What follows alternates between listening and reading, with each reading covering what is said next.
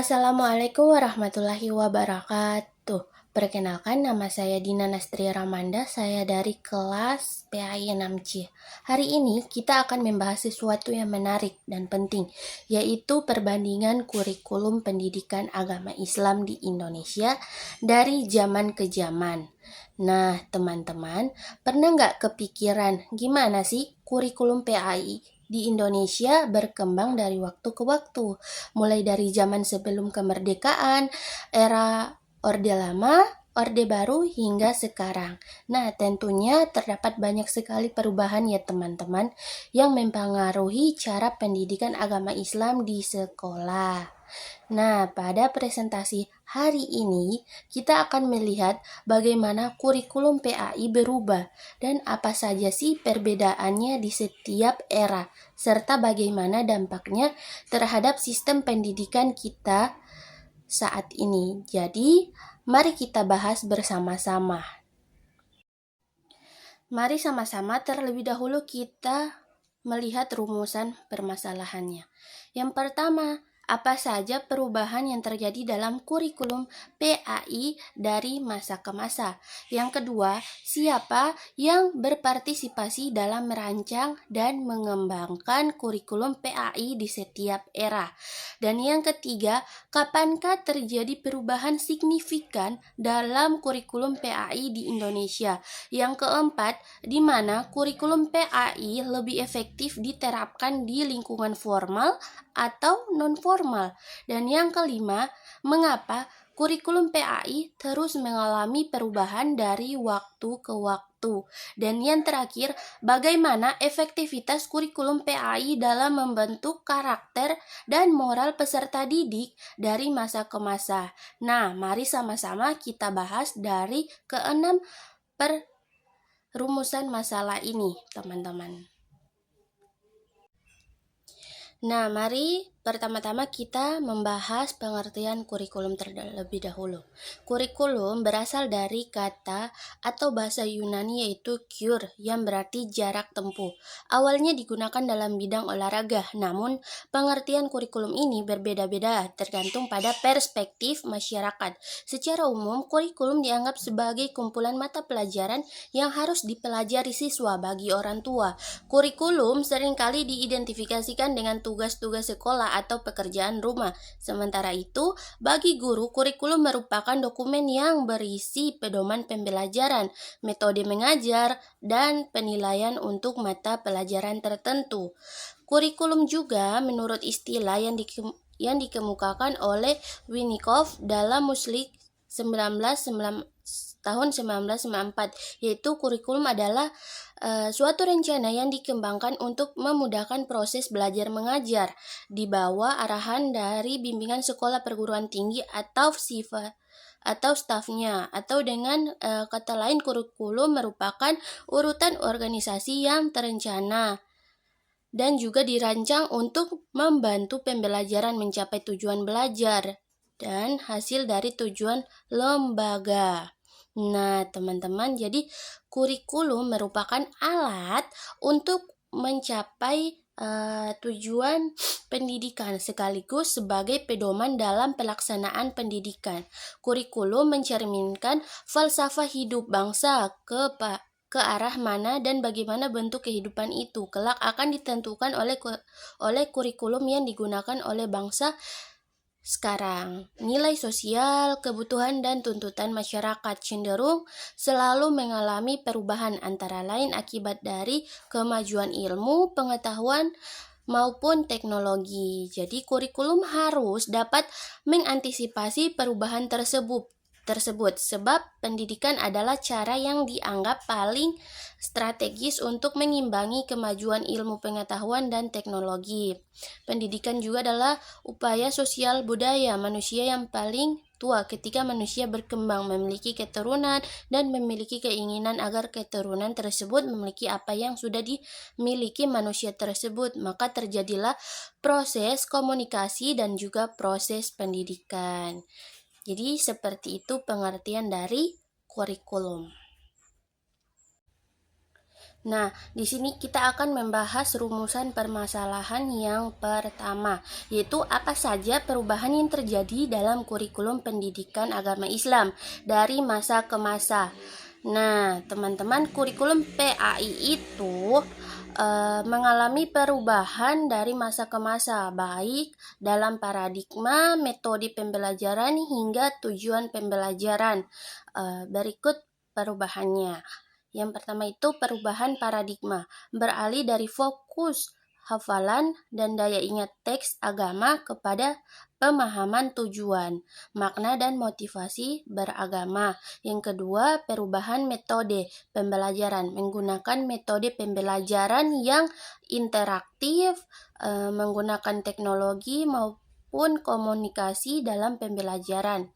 Dan yang ketiga itu adalah perubahan tujuan pembelajaran, kecerdasan anak bangsa sesuai dengan tujuan negara dan perkembangan zaman, mewujudkan pendidikan berkarakter, berwawasan lokal dan juga mempunyai keceriaan dalam pembelajaran seperti itu. Jadi perubahannya itu mulai dari hafalan dan ia dilanjutkan dengan perubahan seperti menjadi siswa yang berinteraktif, cerdas, dan juga aktif dalam kelas. Seperti itu perubahannya. Nah, teman-teman, berikut ada beberapa kurikulum PAI di Indonesia dari zaman ke zaman. Itu dari Orde Lama sampai dengan Orde Baru. Nah, yang pertama itu ada kurikulum pada tahun 1947. Kurikulum tersebut dinamakan Rencana Pelajaran 1947 dan juga kurikulum 1954, kurikulum 1968, kurikulum 1975, dan kurikulum 984, kurikulum 994, dan kurikulum 2004 KBK, kurikulum 2006 KTSP, dan kurikulum 2013 atau yang sering disebut kurikulum K13, kurikulum Merdeka 2022 sampai dengan kurikulum sekarang. Nah, itu ada beberapa kurikulum dari zaman ke zaman, teman-teman. Jadi bisa dipahami. Mari kita bahas rumusan masalah yang kedua, yaitu siapa yang berpartisipasi dalam merancang dan mengembangkan kurikulum PAI di setiap era. Jadi, yang merancang kurikulum PAI di Indonesia dari zaman ke zaman, yang pertama itu kurikulum 1947 dirancang oleh Ki Hajar Dewantara. Kurikulum 1954 dari Departemen Pendidikan, 1968 dari Departemen Pendidikan juga, 1975 dari Departemen Pendidikan, 1984 Departemen Pendidikan, 1994 dari Departemen Pendidikan. Kurikulum 2004 dari Departemen Pendidikan juga, dan 2006 itu dari Departemen Pendidikan, 2013 dari Kementerian Pendidikan, dan 2022 dari Kementerian Pendidikan. Jadi yang merancang itu berubah-ubah ya teman-teman, dari departemen menjadi kementerian, seperti itu. Jadi kalau ada yang belum tahu Departemen Pendidikan itu apa, di sini saya akan menjelaskannya. Departemen Pendidikan Nasional Depdiknas telah berganti nama menjadi Kementerian Pendidikan dan Kebudayaan, yaitu Kemendikbud, teman-teman.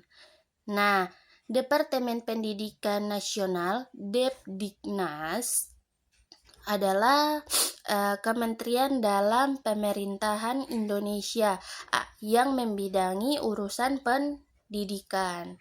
Depdiknas juga digunakan sebagai nomenklatur dari tahun 1999 hingga 2009. Kementerian Pendidikan dan Kebudayaan, Kemendikbud, adalah kementerian dalam pemerintahan Indonesia yang membidangi urusan pendidikan dalam kebudayaan. Nah, Kemendikbud juga menyelenggarakan urusan pemerintahan di bidang pendidikan anak usia dini, pendidikan dasar, pendidikan menengah, dan juga pendidikan dalam bermasyarakat. Jadi, Kemendikbud juga mengelola kebudayaan. Sampai di sini paham teman-teman? Jadi, Departemen Pendidikan Nasional itu sekarang diubah menjadi Kementerian Pendidikan, seperti itu, Kemendikbud. Nah, selanjutnya kita lanjut di rumusan masalah yang ketiga. Kapankah terjadi perubahan signifikan dalam kurikulum PAI di Indonesia? Perubahan signifikan dalam kurikulum PAI di Indonesia terjadi beberapa kali, terutama ketika ada pembaruan kurikulum nasional. Nah, ada beberapa hal penting, yaitu kurikulum 1975 dan 1984 fokusnya lebih ke hafalan dan pemahaman teks agama secara normatif. Metode ceramah masih dominan dalam penyampaian materi.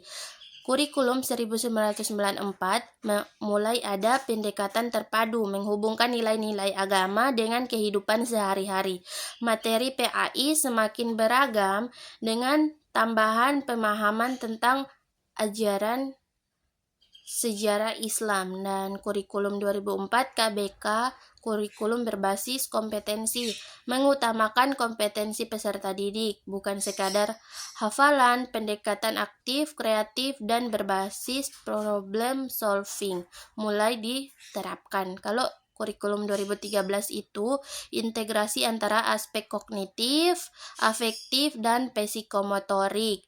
Pendekatan scientific approach diterapkan dalam pembelajaran PAI, penekanan pada karakter dan nilai-nilai moderasi beragama. Kalau kurikulum 2022 itu sampai sekarang adalah fleksibilitas dalam pembelajaran PAI, lebih berbasis project based learning, fokus pada pembentukan karakter Islami yang relevan dengan tantangan zaman. Nah, itu ada beberapa perubahan signifikan dalam kurikulum teman-teman. Jadi, teman-teman sekalian bisa memahami perubahan-perubahan tersebut seperti itu. Kita lanjut di rumusan masalah yang keempat, yaitu di mana kurikulum PAI lebih efektif diterapkan di lingkungan formal atau non-formal. Kurikulum PAI bisa diterapkan baik di lingkungan formal, sekolah atau madrasah, maupun non-formal, pesantren, majelis taklim, atau keluarga, ya. Tapi kalau bicara soal efektivitas itu tergantung dari beberapa faktor seperti karakter peserta didik, metode pengajarannya, maupun lingkungan sosial, ya, lingkungan sekitar.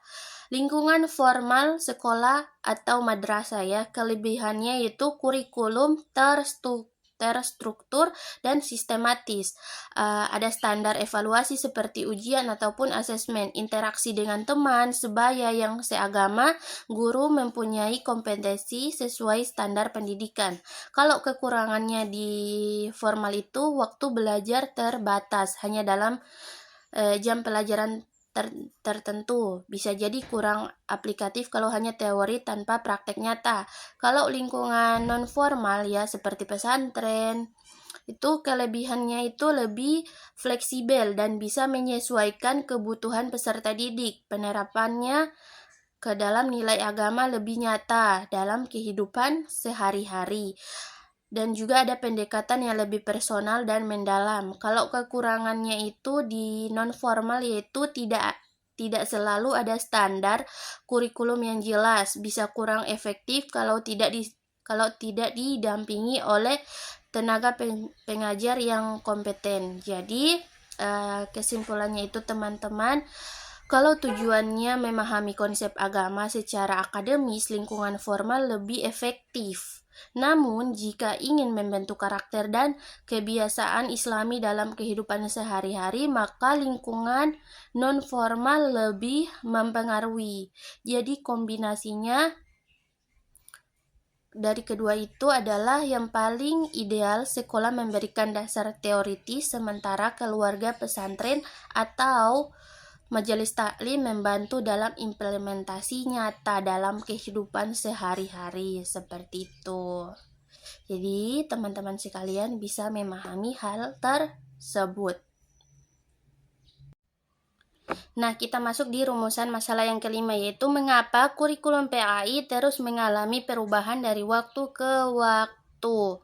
Kurikulum pendidikan agama Islam terus mengalami perubahan karena beberapa alasan utama, di antaranya perkembangan zaman dan teknologi.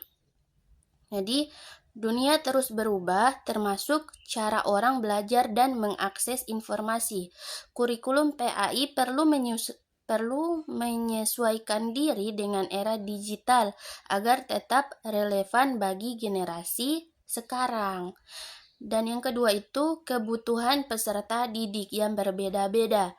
Setiap generasi kan punya tantangan dan karakteristiknya tersendiri. Misalnya anak zaman sekarang lebih akrab dengan media sosial. Jadi pendekatan pembelajaran PAI juga harus mengikuti gaya mereka supaya toh lebih efektif. Yang ketiga itu kebijakan pendidikan nasional. Pemerintah itu selalu mengevaluasi sistem pendidikan agar selaras dengan visi dan misi negara. Jika ada perubahan kebijakan, termasuk kurikulum merdeka, maka PAI juga menyesuaikan. Yang keempat itu tantangan sosial dan moral masalah sosial terus berkembang seperti degradasi moral, hoaks, dan radikalisme. Kurikulum PAI perlu diperbarui agar bisa membentuk akhlak yang kuat dan membekali siswa dengan nilai-nilai Islam yang sesuai dengan kondisi saat ini. Dan yang terakhir itu masukan dari masyarakat dan akademis. Evaluasi dari guru, orang tua, dan pakar pendidikan juga berperan dalam perubahan kurikulum. Jika ada kekurangan atau metode yang kurang efektif, kurikulum diperbaiki agar lebih baik nanti. Jadi intinya perubahan kurikulum PAI itu wajar dan memang perlu dilakukan supaya tetap relevan dan bisa menjawab tantangan zaman. Seperti itu teman-teman. Jadi perubahan-perubahan itu ada di setiap masa agar kan kita itu bisa signifikan dan juga mengikuti arus perubahan zaman tersebut. Sampai di sini paham? Selanjutnya kita masuk di rumusan masalah yang terakhir, yaitu bagaimana efektivitas kurikulum PAI dalam membentuk karakter dan moral peserta didik dari masa ke masa. Efektivitas kurikulum PAI dalam membentuk karakter dan moral peserta didik bisa dilihat dari bagaimana kurikulum ini berkembang dari waktu ke waktu dan bagaimana dampaknya terhadap perilaku siswa. Yang pertama, kurikulum PAI di masa lalu, yaitu Orde Lama. Pada masa ini, PAI lebih berfokus pada hafalan dan pemahaman teori agama. Guru menjadi pusat pembelajaran, sedangkan peserta didik lebih pasif. Karakter dan moral memang diajarkan, tapi lebih banyak dalam bentuk nasihat dan ceramah, tanpa banyak praktik langsung dalam kehidupan sehari-hari. Efektivitasnya itu yaitu membentuk peserta didik yang taat dalam beribadah, tapi belum tentu memahami nilai-nilai Islami dalam kehidupan sehari-harinya.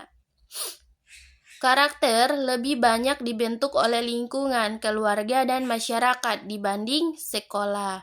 Yang kedua itu kurikulum PAI era baru ya, itu era reformasi atau apa?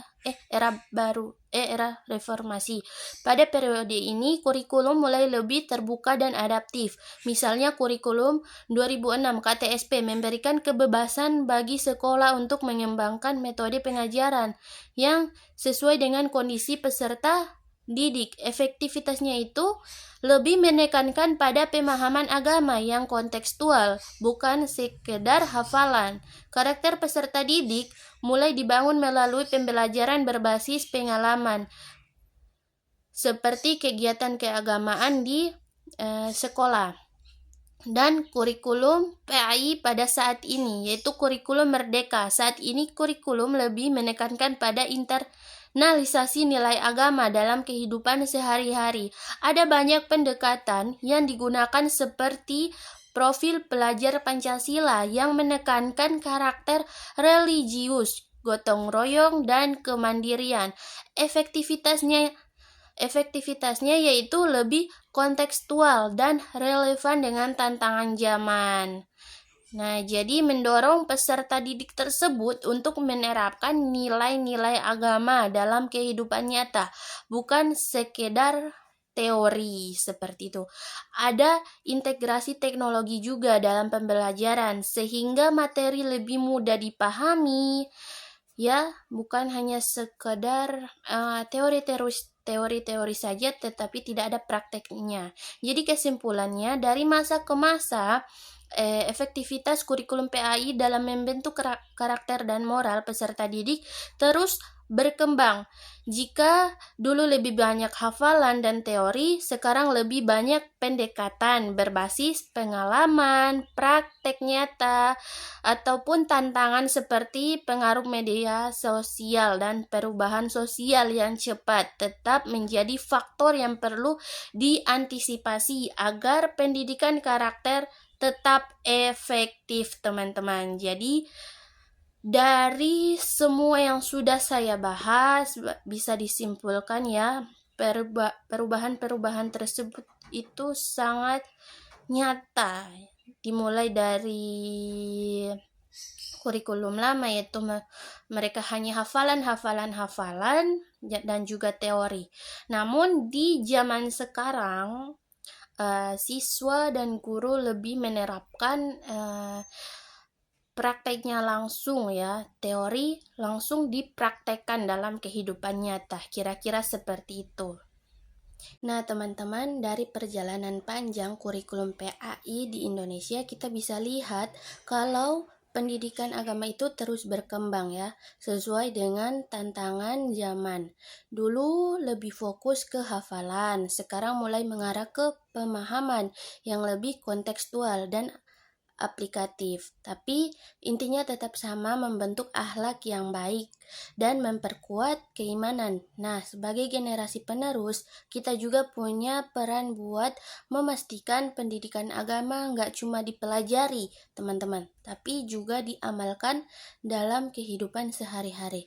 Karena ilmu tanpa amal ya percuma ya. Kesimpulannya adalah dari zaman kolonial sampai kurikulum merdeka sekarang, kurikulum PAI di Indonesia terus beradaptasi dengan kebutuhan masyarakat. Perubahan ini menunjukkan bahwa pendidikan agama nggak statis, tapi selalu memberi cara terbaik buat membangun generasi yang beriman dan berakhlak mulia. Yang penting, bagaimana kita sebagai pelajar atau pendidik bisa memaksimalkan kurikulum yang ada buat membentuk karakter yang baik dan relevan dengan kehidupan saat ini. Jadi, yuk belajar agama bukan cuma buat nilai, tapi juga buat bekal hidup.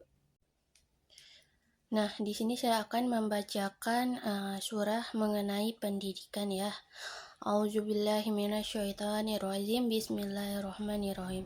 Hizaq masiliya ya ayyuhallazina amanu iz'a qila lakum tafassahu fil majalisi fafsahu yafsah ilahu lakum wa idza kilan syuyuzu fansyuyuz yarfa'i illallahu allazina amanu minkum wallazina utul ilma darajat wallahu bima ta'maluna khabir. Ya, artinya, hai orang-orang yang beriman, apabila dikatakan kepadamu berlapang-lapanglah dalam majelis, maka lapangkanlah, niscaya Allah akan memberi kelapangan untukmu. Dan apabila dikatakan Berdirilah kamu, maka berdirilah, niscaya Allah akan meninggikan orang-orang yang beriman di antaramu dan orang-orang yang diberi ilmu pengetahuan beberapa derajat. Dan Allah Maha mengetahui apa yang kamu kerjakan. Quran Surah Al-Mujadilah ayat 11. Sampai di sini pembahasannya dalam materi perbandingan kurikulum dari masa ke masa. Semoga bermanfaat. Sekian dari saya. Apabila ada kurangnya saya mohon maaf. Assalamualaikum warahmatullahi wabarakatuh.